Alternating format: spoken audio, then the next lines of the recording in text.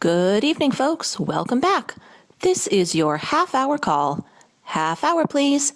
Half hour. Hi there, ladies and gentlemen. Curt Columbus, Artistic Director, Trinity Repertory Company.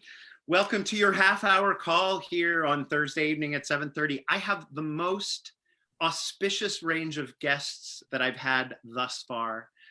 They're so auspicious that I have to read their bios off of a piece of paper. So I'm just gonna let you know, I'm Curt, for those of you who don't know me. Artistic Director, Trinity Repertory Company now for 15 seasons. I came there when I was 5, which explains a lot. So first of all, we have Lauren Yee with us. Lauren, Hi. thank you for being here. Lauren is one of the most produced playwrights in the country. Her plays have been produced at the Oregon Shakespeare Festival, the Denver Center, Steppenwolf, La Jolla Playhouse, the Goodman, Atlantic, and many, many others. She's the winner of the Doris Duke Artist Award, the Steinberg Playwright Award, the Horton Foote Prize, and many, many other awards. The world premiere of her play, Song of Summer, was produced at Trinity Rep in 2019. Welcome, Lauren. Thank you. George Brant. Hello, George. Hello. George Brant's work has been produced internationally by such companies as the Public Theater, the Atlantic Theater Company, Cleveland Playhouse, the Alley Theater, Studio Theater, Milwaukee Rep, and the Gate Theater of London, among others. His scripts have been awarded a Lucille Lortel Award, an Egerton Foundation New Play Award, Scotsman Fringe First Award, an Off West End Theater Award for Best Production, so many more, including a Kennedy Center Award. And Trinity Rep has been very fortunate to produce 3 of George's plays, including The Mourner's Bench in 2012, Into the Breeches in 2018, and The Prince of Providence in 2019. Welcome, George. Thank you. Pleasure. All right, now together in the box that is on my left, we have Taibi Magar and Tyler Dobrowsky. Taibi Magar is a graduate of the Brown Trinity MFA program in directing. She's an Obie Award-winning director, has directed at Seattle Rep, the Atlantic, Soho Rep, Ars Nova, the Alley Theater, among many others. At Trinity Rep, she's directed Christmas Carol, The Hunchback of Seville, The Song of Summer by Lauren Yee, and The Prince of Providence by George Brant. So Taibi, welcome and thank you for being here. And last but certainly not least, her husband, which is why they're in the Zoom box together, Tyler Dobrowsky is the Associate Artistic Director and Director of New Play Development. He's been at Trinity Rep since the last Ice Age, right, Tyler? Yes, that's correct. Yes. Yeah. For how long have you been here? But 17 seasons? Yeah, I think I came in 2003, 2004. That was my first season. Amazing. He's directed Midsummer Night's Dream, Little Shop of Horrors, Tale of Two Cities, Christmas Carol, and many others. And he directed Into the Breeches by George Brant. Tyler Dobrowsky, welcome. He's also the executive producer of this show. So I like to say that. Helping me put these together. Hey, but before we begin, I'm letting all of you who are watching know that you can ask questions in the Facebook Live comments box, and I will take them at the end of the show. So Tyler Dobrowsky, what the heck is new play development and why do we care? Sure. Yeah. Well, new play development, I would say, is probably the lifeblood of the American theater. I know we all love classic plays, but you don't get a classic play without taking a chance on something new, and what I find like so fantastic about new plays, the creation of new plays, is a sense of discovery, the sense of potential and possibility of what a play could be. And then, as opposed to Shakespeare or Chekhov, you also get the relationship with the writer, with both George and Lauren. They're kind of a part of the Trinity Rep family now. And that's like such a wonderful thing to work on a play together, and anything could happen really, right? With a new play. I remember when I was very young, like in high school or something, like opening night of a play always had so much like excitement and drama, and it still has that. But for a new play, that feeling feels amplified because it's like a new, you're giving birth to like something new, and I think that's such an incredible gift to be able to work on those things. So I hopefully that's why people care about new plays. Yeah. Great. I mean, I love especially the notion that you're giving us that new plays are the classic plays of tomorrow. And it makes me think of the fact that I've assigned both Lauren's and George's plays to my students, and then they write about them as if they're canonical, and they have these like philosophical treatises about, well, as one can see in Lauren's early plays, like, they don't distinguish them from classic plays. Do you know what I mean? Mm-hmm. So it's a cool thing to point out. Hey, George, Lauren, how come you guys are playwrights and not something else? Anything else? Yeah.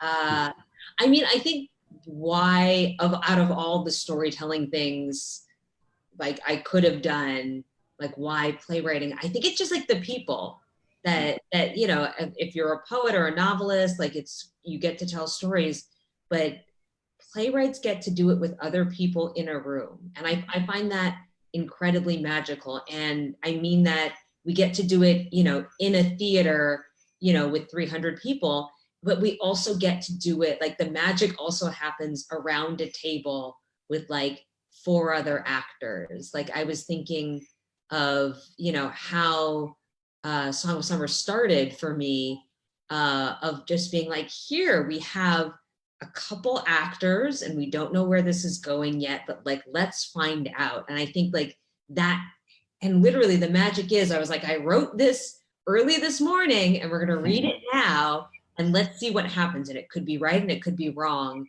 But like that type of aliveness, I think is all, why we all do, new plays. It's so great. I do remember you had a scene for Annie Scoria and Charlie Thurston, and one for Charlie Thurston and Joe Wilson Jr. And those versions of those scenes all ended up in Song of Summer. Yeah. Amazing. George, how come you're a playwright? Yeah, I started out thinking I'd be an actor, and even went to school for it. And then, so undergrad, I was at Northwestern for acting, and then moved into Chicago, and kind of took a stab at it, and was having some success, but kind of started to feel like I wasn't, getting the parts that I deserved. And so I decided I had done some writing in college as well, and I was like, oh, why don't I just write myself the parts that I want to play? So it was a very selfish beginning, and I kind of sought out, I don't know if you remember Cafe Voltaire, Curt. I did 5 shows there. There you go. Yeah. So basically it was the cheapest place you could put on a show in Chicago. So it was a vegetarian? I don't know, maybe before its time. Yeah, it was a vegetarian coffee house. Yeah. Basement, the wonderful basement performance space. Yeah, this basement space that really was just the corner of the basement. There was no stage or anything, but they didn't charge rent. They just took a cut. So, I was like, all right, got together $500 and wrote the cheapest show I could imagine, which was a parody of love letters, which I hadn't even actually seen before or read, but I kind of thought I knew what it probably was about. And it turned out I was mostly right, but, and then kind of went from there. And then over time, I mean, in that first one, I mostly directed myself and, put up all the posters on the light poles all around town and all that. And then kind of over time, took myself out of the directing position once I met my wife, Laura Kepley, who is much more talented at that than I am. So she kind of assumed that role. And then eventually we kind of accrued enough of an ensemble around the plays I was writing that it was like, well, I don't have to be in these, I guess. So then I kind of started outsourcing that as well. And then, so then I ended up pretty much just as a writer. And I would agree with Lauren that, I think playwriting, I mean, it's great in the writing scheme of things, just because you get that time alone to work on something, but then you do have what can be sometimes jarring, but that transition into suddenly there's, 30 people working on your show. But that's so much fun to have other perspectives suddenly come in when you've been kind of holed up in your room by yourself. Yeah, it's the least lonely of the writing, as you're both pointing out. And although there is, I think, because being a playwright is so public, there is sort of this sense of feeling hubristic, like, oh, I don't know, can I really call myself a playwright, right? Sure. As you start, and then ultimately you do, and you think, wow, that's both arrogant and great, right? Yeah. I didn't end up calling until I went to grad school for playwriting. I felt really uncomfortable about calling myself a playwright. But then I was like, all right, I got in here. I guess everybody's calling me a writer. Even just calling myself a writer, I had trouble with. But I don't know. Eventually, I just owned up to it. Yeah. But as you say, I don't know. For some reason, that took a long time to. I guess there's so many people I respect that, I don't know. I think like one thing that I love about being a playwright is that you put the things in the script, and either you're aware of what the challenges are in staging it, or you're not. And that like if you're lucky enough to get it to production, you have a lot of smart people who hopefully will like look at something on the page and figure out how that's supposed to be in real life. Like literally this prop, like there's a prop artisan who like needs to make it so that it breaks every night, but in a safe way. Or that like the actors and directors need to figure out how to get this costume changed. I'm curious if I can like ask a question. I'm curious, like for you director types, like what has been one of the most like satisfying theater challenges you've had to figure out? Because they're really like they're custom built problem solving challenges. And so this is going to be the whole evening. So I'm delighted because we're about to go through a bunch of clips. Oh, yeah. Oh, yeah, yeah. We're going to see. But Taibi, Tyler, Lauren's question's an excellent one. Biggest, best problem-solving challenge? There's so many. Yeah. Many. Yeah. I mean, I think maybe you're showing a clip from the Song of Summer where we like had to jump back in time by like 10, 15 years or something like that. Yeah, we're going to show that one. It's fabulous. The solution is fabulous. Yeah. And it was like, I remember taking a stab at the script being like, how do we do it? And then eventually the thing kicks in of like, turn the crisis into an opportunity. So how can you take that and actually make it intrinsic to the themes and meaning and the enjoyment of the play and the characters? And I mean, Prince of Providence was like 80 scenes in 2 hours or whatever, with so many scenes. And it was, again, that was like, okay, well, I can't, this isn't like you have to be theatrical. You have to figure out ways and logic of embracing what the challenge that George has given you. And then that ends up being like the fun. I mean, that's the problem solving, and that kind of stuff turns into the artistry, which turns into theater. The playwrights sort of inscribe events, and you have to figure out what the event is, right? I remember doing Stephen Thorne's the strangely fictional, utterly true final strange tale of Edgar Allan Poe, in which the guy, it's literally the stage direction is he melts into a pool of putrescence, right? And then we did that. And it was literally like, what's the event?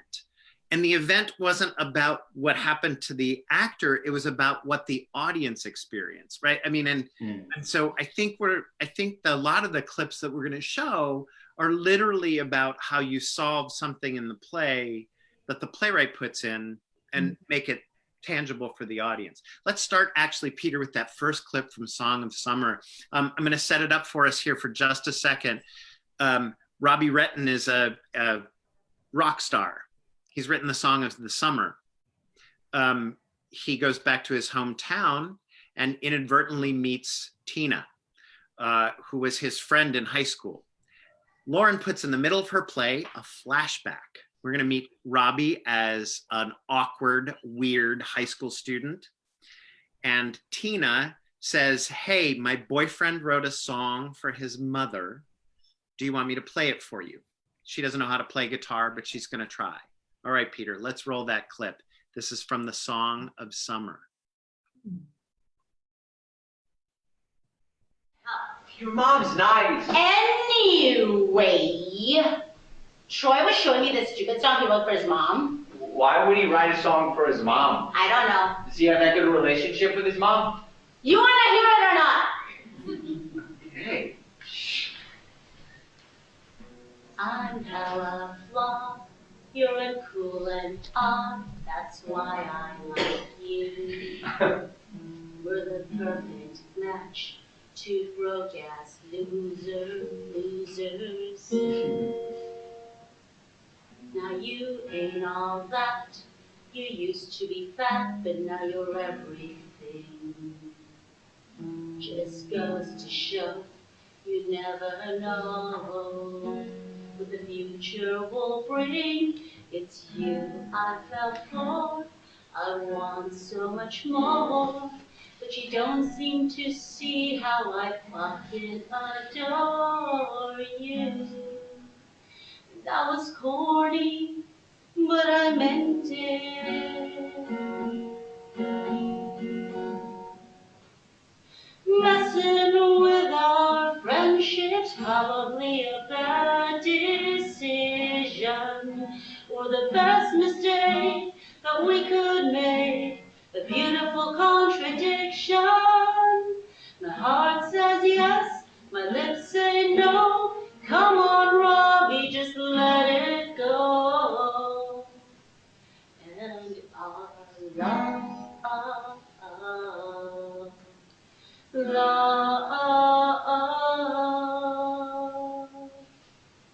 will be lifelong.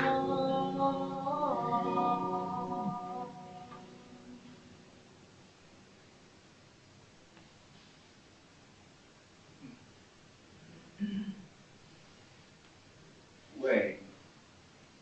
Yes. His mom's named Robbie too? She's a woman. Why would her name be Robbie? Why did he Yeah? write that for his mom? Get it? Wait, did you write that song for me? Of course I wrote the song for you, you idiot! You said it was a song Troy wrote for his mom. Who writes a love song for their mom? I just don't know Troy and his relationship with his mom that well. Did you even listen to the words? That's why I found it so confusing.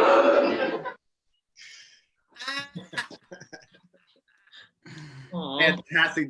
That's Charlie Thurston and the beautiful and talented Tina Chillip. How lucky were we to have those two collaborators? The character's name is Tina, and the actor's name is Tina. There's a bunch of stuff, Lauren, in that scene that's not in the dialogue, and people think that playwriting is dialogue writing, right? And maybe you and Taibi can talk about the construction of that scene, because there's so much going on, right? That's not in the words per se.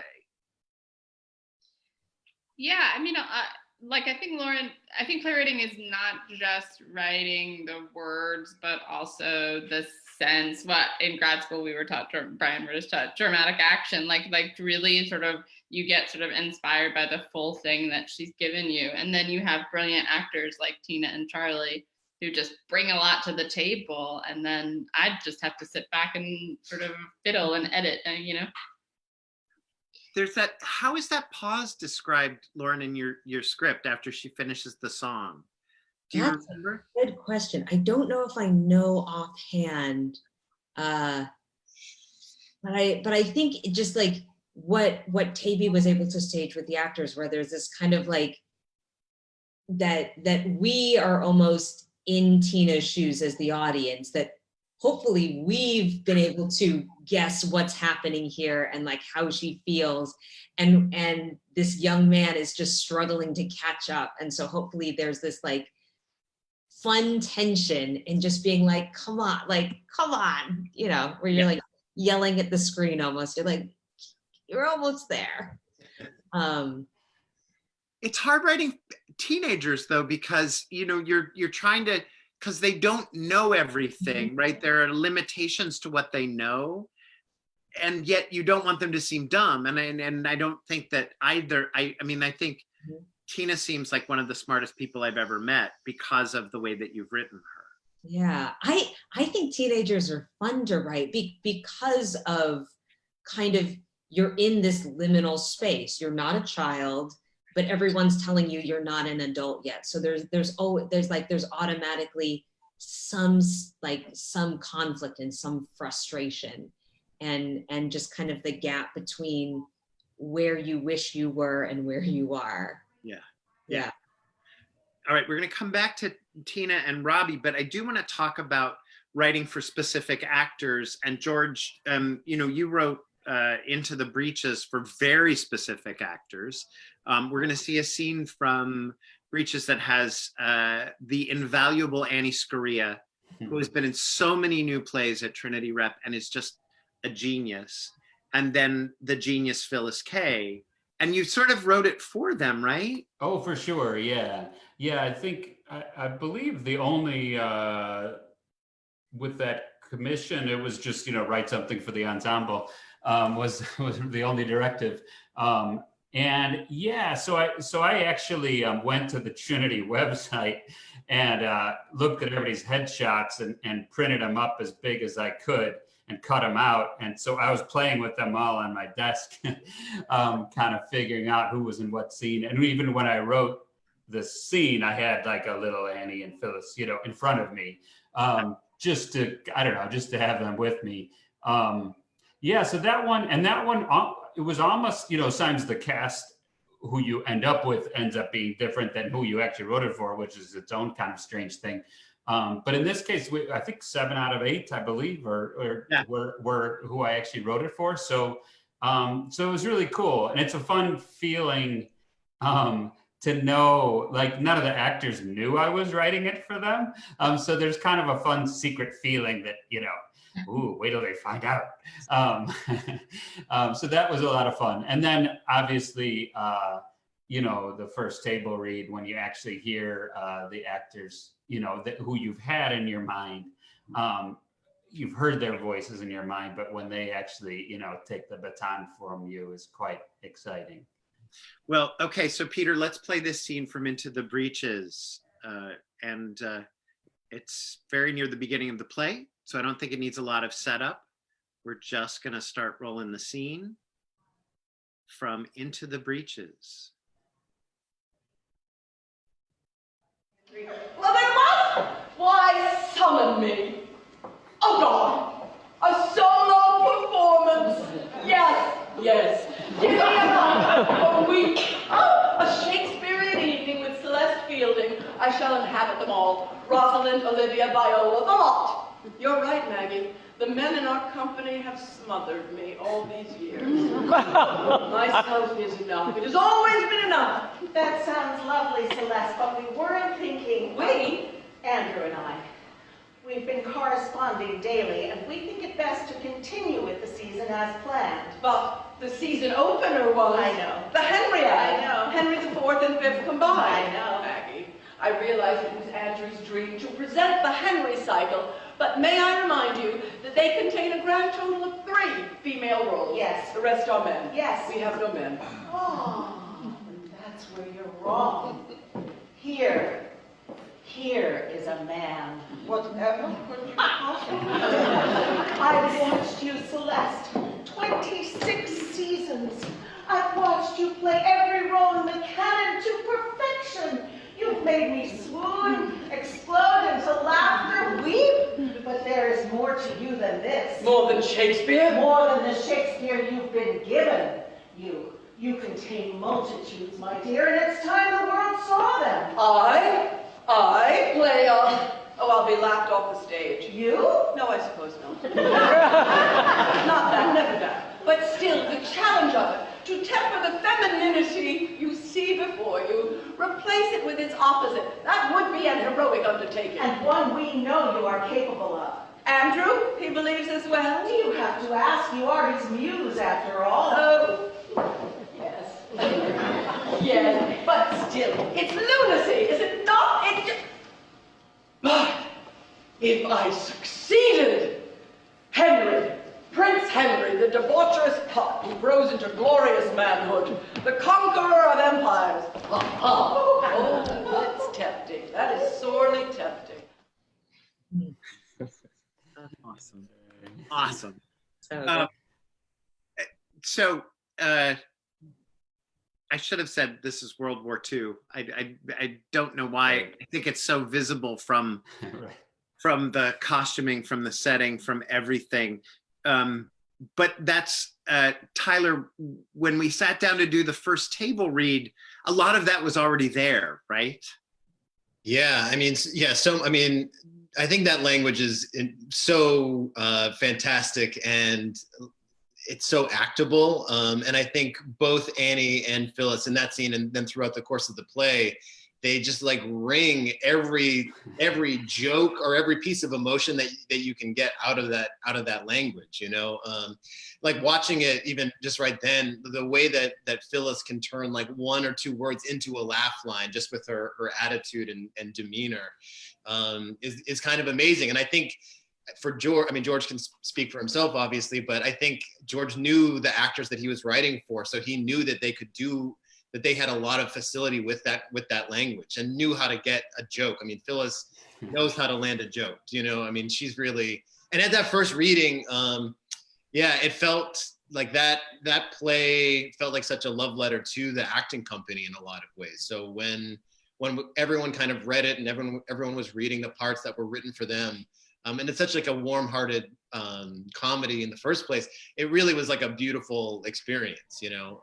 If I remember, the first read that we did was like 3.5 hours long. Like it was long. It was really long. Oh, so we did have to like trim it a little bit. But it did have like 5 endings, right? Remember, it had 5 endings, and the main problem, Act 2 stayed the same length just about throughout the whole process, but Act 1 was like an hour longer at the beginning. Oh my God. That's right. Yeah. It was so long. I couldn't believe it. It was one of those things where you start looking at the script in front of you and like, oh my God, I still have 50 more pages before we take a break. Oh. But this is actually the thing that is so exciting about working with writers like both of you. You are both so remarkably generous in the room. You're aware of what the actors bring to the work. You're aware of what the directors bring to the work. And so there's never this sense of, I've written this perfect thing and now we're going to just dust the last layer of polish onto it and then present it to, no, I think both of you, I admire how craftsperson like you both are. You've worked really hard to make the play, right? It's not just arriving delivered. Yeah, and I think at the same time, like the joy of it is that like once it is, you hear certain people embody these characters, it just shifts things. That you're like, oh, that's a really good take on it. Let's keep going, you know, more in that direction. Yeah. So I think, you know, all types of writers are different, but for me, I'm like, I have some good ideas, but I don't know all the right answers. And if somebody's got a better idea, I don't care who they are, I'd love to hear it. Oh my God, Lauren, you keep lofting me softballs, because the next thing that I want to do is show from Song of Summer the transitions, right? So we saw Tina and Robbie as teenagers, and now what you're going to watch, those of you who are watching, what you're going to watch is we immediately shift back into the future, right? Robbie's been looking at the tape of the past on a video camera, and now we're going to go right back. He's in a completely different costume. And Taibi, this is where you came in, right? Yes. And anything you want to know before we watch it? Just that, no, yeah, I think it's, Lauren, is it the fast forward of like 15 years? Yeah, about. I think it's good. Yeah. Okay, Peter, let's play the clip from Song of Summer by Lauren Yee.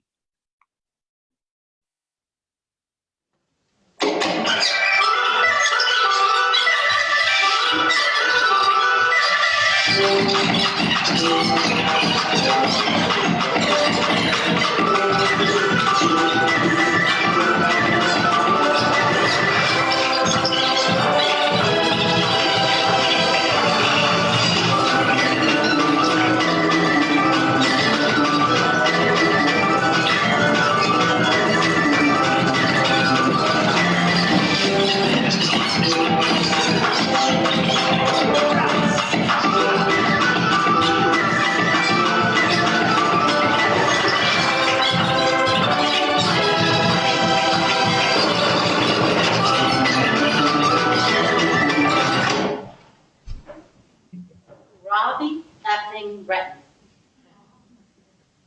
I don't actually have a middle name. What are you doing here, Breton? I'm here to see your mom. Hang out with her. Okay. I didn't even know you lived here. I thought you lived somewhere else. What's wrong with living here, in my house? I thought you'd be out. I thought you moved away by now. I thought you'd be out being a doctor or something. Why? Just because I'm Asian? Because you talked about it all the time. Why are you actually here? I have a song. Yes? It's all over the place. Is it? Have you heard it? I don't know. What's the song? What? You have a song? Tell me about it. Sing the lyrics. Maybe I'll know it. Sipping birthday cold champagne and oh, you caught my eye. I know you heard that I'm a player.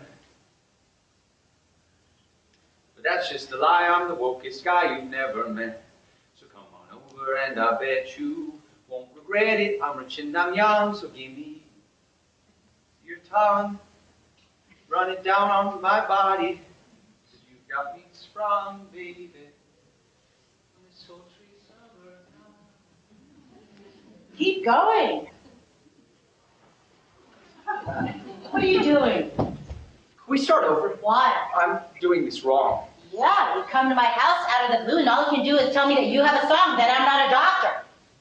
This is not how this was supposed to go. This was not what I imagined when I thought of it. How'd you think it was gonna go? I don't know. I thought you were going to be nicer, maybe? When was I ever nice? Never. That's true. Was that funny? You haven't changed at all. Yes, I have. You have no idea. No, you're still An asshole? the only real person I've ever known. Why? Because I insult you? Because you were the last person who told me the truth. You want to know the truth? Yeah. You look like a douche in that. I know! So why don't you take it off?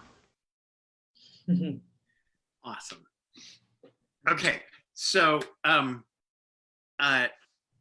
Tabes, you had to move us 15 years. You had to also narrate Robbie's transformation from dorky, former fat kid teen to, the rock star. And then also there's this transformation of the song that we've just heard Tina sing into the pop song, right? Yeah. And the Song of the Summer. Yeah. And yeah, I think, it's always trying to look at the transition and how it cannot feel like a transition, how it can feel like storytelling. And one of the things that Lauren wrote is this kind of fascinating transformation. So it made sense to sort of inscribe that into the storytelling. I mean, I was genuinely just solving a problem. I didn't just come up with it, It's like, okay, he needs to change. Actors changing on stage by themselves take too long. That's going to be very boring. Joe's the only other actor available to help. Oh, wait, here we go. And then Joey came up with, I think it was Joey and Charlie, I think came up with a lot of the bits, and then I just threw a sound cue on it. Right, because Joe is Robbie's manager. Yeah. And we're watching him turn Robbie into Robbie, right? Yeah. And I also think that suit Lauren had written such a great laugh line for that. You look like a douche in that, which is like so surprising and revealing of Tina's character, that it's always great for something like that if you can build that object up a little bit, which we certainly did. Well, and you incorporated the costume assistant, Luke, like was out there, right? And he's in the change. Yeah. He's being the costume guy in the change. Yeah. Instead of pretending like he's not there. You know what I mean? Yeah, exactly. Yeah. Yeah, just using what you have to tell it in the most exciting way possible. Okay, so now I'm just because you guys, you're so interesting that I keep going over time. I want to play this last clip and then we're going to take a bunch of questions. Because it's a similar thing. This is from the Prince of Providence. It's where Buddy and Sheila get divorced. And George, was any of this that ultimately was staged, was this in the play? Yeah, I was just thinking about that because I knew this was coming up. I don't really think so. I don't really think so. I think we had a location for where it was. A lot changed with this scene, right? Because wasn't even their seconds were even different. Everything was kind of up for grabs. But I definitely not. Yeah, no, I don't really think any of the staging was really in there. I don't think. Right. It could have taken place around a table, right? Yeah, definitely. It probably did in the beginning, but yeah. Tapes, you know, looking for the chairs. What else can we do with the chairs? Well, why don't we play it and then we'll talk about it after. Peter, let's play this clip from George Brant's adaptation of The Prince of Providence. He's late. All the celebrations. If you know him, it's hard to stop shaking hands. Among other things. Sheila. Don't worry, I'll keep it clean. So, I'm sorry, it's a zoo. Congratulations, Fats, and is an independent, no less. I just split the vote. Hey, Fats! I don't have to listen to that shit anymore. Sure.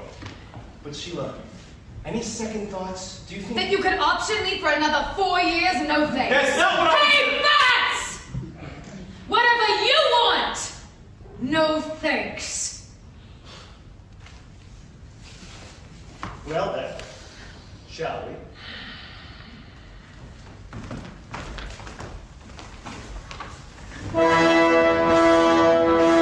Is there a starting gun? Ready when you are.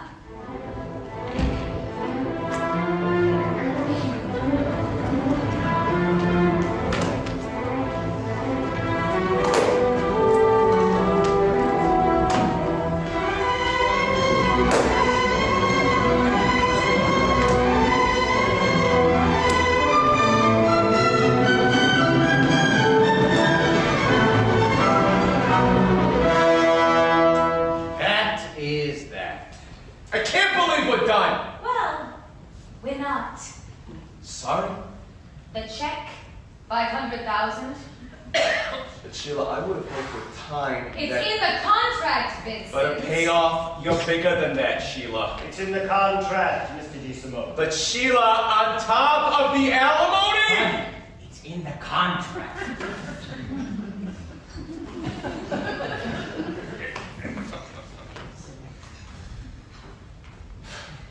This is really something, boy, I'll tell you.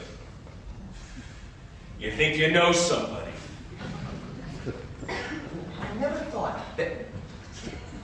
I'm surprised at you, Sheila. This is beneath you. Petty. Petty! So petty!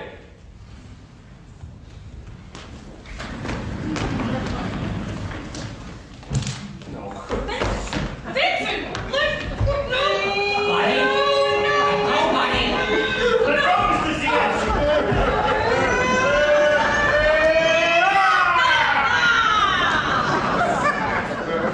Hey! We're done here? I've got a plane to catch. Nicole needs a little sun. You think long and hard about this, okay, Fats? You think about why you had to go and fuck up a good thing.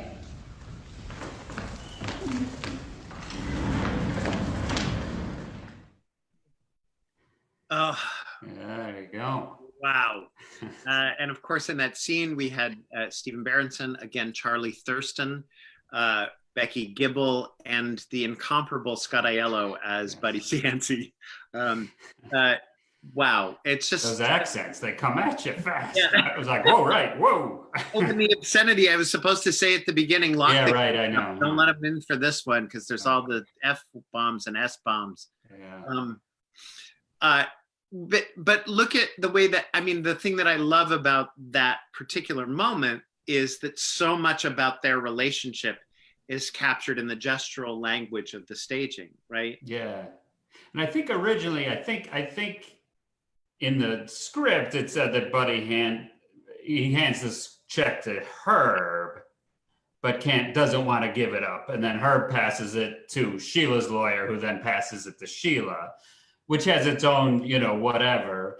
But I think, Taibi, I believe you came up with as it current stands, with it actually being Sheila, a direct deposit, if you will, into Sheila's hands, and which I think is a lot. I mean, it is a lot more direct and shows, I guess it's their last kind of moments, right, between each other. And shows their tug of war, literally. Literally, yeah, which has been their whole entire relationship. Yes. I'm getting a flood of questions, so I got to take this one. Tyler, you're the director of new play development for Trinity Repertory Company. What is it about a new play that grabs your attention and makes you want to produce it? I bet that's from a playwright. I'm just going to say. Yeah, right. I mean, I don't think it's any different than any other play. I mean, what you're looking for is something that grabs your attention, that has interesting subject matter, that the dialogue is engaging, the story is good. So it's like you're looking for all of that. I mean, it's not necessarily anything different than when you're looking at other plays. I know. For me, like I try to read about 3 plays a week, sometimes a little bit more, sometimes a little bit less. It's in some ways you're just kind of like looking for something that you haven't seen before in some ways, or someone using like a new form, or using an old form in a new way. So I don't know, those are the kinds of things that I look for personally. And then at Trinity Rep, obviously, we're also looking for plays that fit our acting company too. So it's all of those things, but mostly you're looking for a good play. Really, that's what you're looking for. And something that also speaks on a bunch of different levels. I always find I'm thinking of 2 plays, one by Lauren, one by George, that we haven't produced yet. But I'm thinking of The Hatmaker's Wife, which is Lauren's play, which is this gorgeous, hilarious, crazy play about what it means to have a family. And I'm thinking of George's play, The Elephant's Graveyard, which is this sweeping, horrifying tale of the murder of an elephant. That's a metaphor for so many other things. And that both of you are writing these kinds of plays that are one thing on a surface level and another thing when you dive deeper. And I don't know if that's an intentional, but I've noticed that in both of your works. Intentional? Lauren, do you want to go first? I don't know. That's a good question. I feel like a lot of my writing, it starts in some sort of intuitive place. So it's like, I think as I'm going along, I never really know where I'm going until I get there. Yeah. I'll say, Lauren, I know that so many people are doing Cambodian rock band and Great Leaps, but I will advocate for some of your earlier stuff too, which I still love, like Hatmaker's Wife and Samsara. So if there's any like theater producers out there, they should do those plays too, I think. So. Oh God, yeah, Hatmaker's Wife. Everybody should be reading that play. Everybody, great. George, what were you going to say about the meta layers of your work? Right. I mean, I think in the beginning, like as Lauren was saying, you kind of throw everything, into the pot that you can think of. And then I think through the rewriting process, you figure out, what is going to stay there. I know with Elephant in particular, that's a historical, that's a sadly true story about what happens as Elephant. And it's kind of such a strong plot that that one turned out it was very easy to kind of throw other stuff on top of it, whether it's the industrial age coming in or the railroad coming into the country. It just, that one kind of felt like you could toss and then it's World War I is happening. Like you could kind of just chuck everything at that one. And I think because the base story was so strong, it could kind of handle it. And not all plays are like that. That one just happened, and I can't claim the story, so I'm not being self-aggrandizing there. So yeah, and then I think, like something Prince of Providence, reading Mike Stanton's, great book, you kind of, it was huge. It's a big book. And then you kind of like, what am I responding to? I think you have to at some point make it personal and kind of like, what do I want to spend my time with, and what themes in Mike's book jump out to me, and what do I want to play up? Yeah. We have a question from, first of all, Lori Woolery from the Public Works said to say hello to everyone on this call. She said, I love how you're running your happy hour with Trinity Rep. It's like, thanks. It's not called happy hour. I love you so much. Here's a question. Are there ever changes? Oh, this is from a stage manager, Kristen Gibbs. Are there ever changes at the actor's request to be made as a playwright you don't think work and have to turn down? How does that relationship work in the rehearsal room? Wait, could you run that by me again? What was that question? Are there ever changes that the actor's request to be made that as a playwright you don't think work and have to turn down? Oof. I think like through the new play process, hopefully everyone's throwing up questions, me, the director, the actors. And I think it's not so much like a kind of like you feed, your dollar bill into the machine and you see if it's received or not, so much as it is like, here are all the questions in the air, and kind of some of them we'll figure out what the solution is, or it'll lead us to, some further point in the development process. And then some questions get asked and they kind of serve their purpose and they float out the window.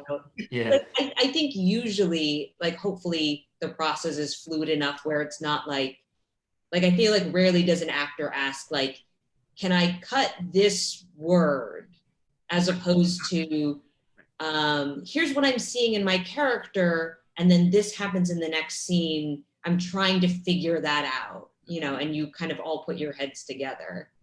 Right. And I think, as you say, we're all trying stuff out, and I mean, I like having a room where, you know, where everybody's game and everybody's throwing out ideas. And I think it becomes clear which ones work and which don't. I mean, you know, the thing with theater, you know, as opposed to a book or you know, you're getting a pretty instant response. And certainly, and sometimes things can work in a rehearsal room and like, oh my God, that's the most hilarious thing ever. And then you get it. And for some reason, the extra space or something makes it no longer amusing to anyone.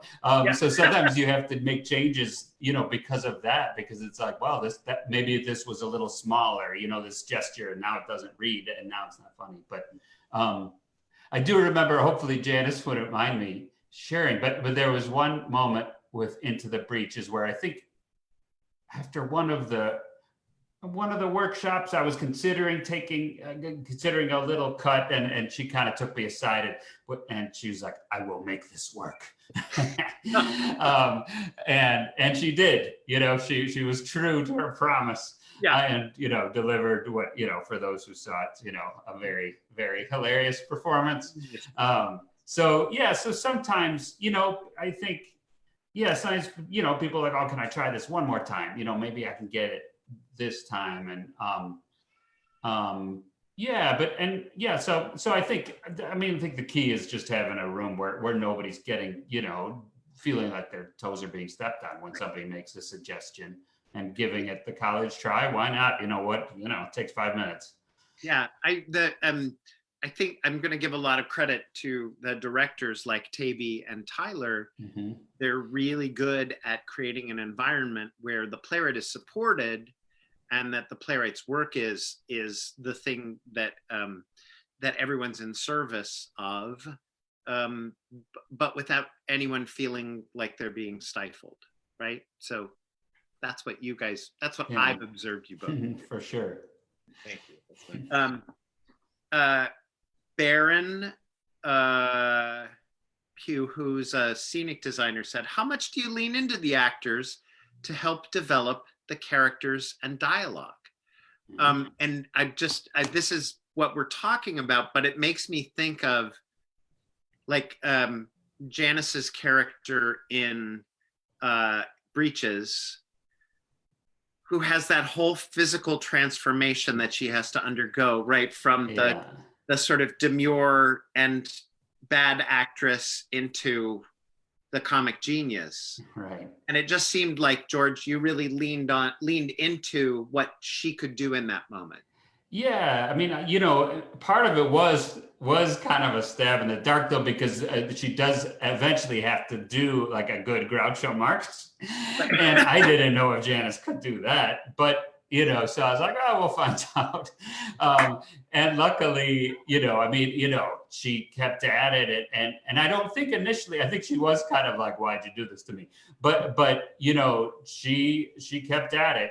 And you know, and again, for those who saw it, it was a pretty amazing and hilarious transformation, as you say, from somebody who, you know, doesn't want to speak up too much in front of her husband to somebody who's, you know, being Falstaff by way of Groucho Marx. She was wonderful. Incredible what happens when you have those kinds of collaborators. And Lauren, I'm thinking of Tina Chillip, and just the kind of challenge of that character who doesn't let you in easily, and yet has this huge broken heart. You know what I mean? It's like that she's both of those things at once, and you and Taibi seem to really craft that woman with her, the girl and the woman. Yeah, and I think it's also just because like Tina Chillip is an incredible actor, and that kind of even in her flintiest teenage self or adult self, that there's something really, like, you can tell that there's something vulnerable and lovable and complicated about that person, you know, and that she just brought a lot to that role. So I think this is back to the thing that we talked about at the beginning, that inscribing an event that is, it's ineffable, right? It's this thing that when we read it as directors or producers, we go, wow, I want to see how that happens on stage, right? And I truly think great playwriting is when there is that. Yeah. You read it and you go, I just have to see how that works on stage. Yeah. It's amazing. Oh my gosh, y'all, we have so many other questions and I'm just not going to get to them. Tyler, what from Heidi Keller-Moon, who was on the education committee when you were an intern, Heidi says, Tyler was an intern for the education committee with Charles Sullivan when I first met him. I assume that you're happy to be here, Tyler. Is that the question? The question? Yeah, that's her question. She said, you don't need to ask a question, but then, I am blissed out to be here. I am not just happy. I am blissed out to be here. Yeah, no. And hi, Heidi. It's nice to see you. Hey, so I'm gonna wrap us up here because we have one more little clip to show from Breeches that's musical. I really want to thank Lauren and George for being with us, Taibi and Tyler for being with us. You guys were incredible, and I probably could do a second hour, but I promised you all that it would last only an hour. For those of you who are watching, if you want to find more content, go to our webpage. There are links to stuff from the acting company. We have something called Wayback Wednesdays, where there's little stories that the acting company are telling every Wednesday. So make sure you check that out. They're funny, they're darling. We are really looking forward to being in the same room with you. And as soon as we possibly can, I promise you that we're gonna get back into that theater and we're gonna make things for you together, this group of people and all of the people. I hope that you'll stay with us, that you'll subscribe to next season, that you'll consider donating. There's a little link that's gonna appear at the end. I also want you to know that there are classes in June, classes in July. Please check out the website so that you can stay with us. We miss you. We really, really miss you. And then I want you to tune in next week to your half-hour call, where my guests will be Phyllis Kay, Rachel Warren, and Mia Ellis. And the title of the show is The Towering Women of Trinity. And so we're gonna talk about women's roles at Trinity Rep. And I'll let the ladies take us out. In George's play, they sing a beautiful version of the song Amapola, a cappella. And so that's what we'll hear right now. Peter, you can play that for us. Thanks, everyone. Amapola, my pretty little poppy, you're like a lovely flower, so sweet and heavenly. Since I found you, my heart is wrapped around you, and seeing you it seems to be a rhapsody. Amapola, the pretty little poppy, must copy its endearing charms from you. Amapola, Amapola, how I long to hear you say, I love you.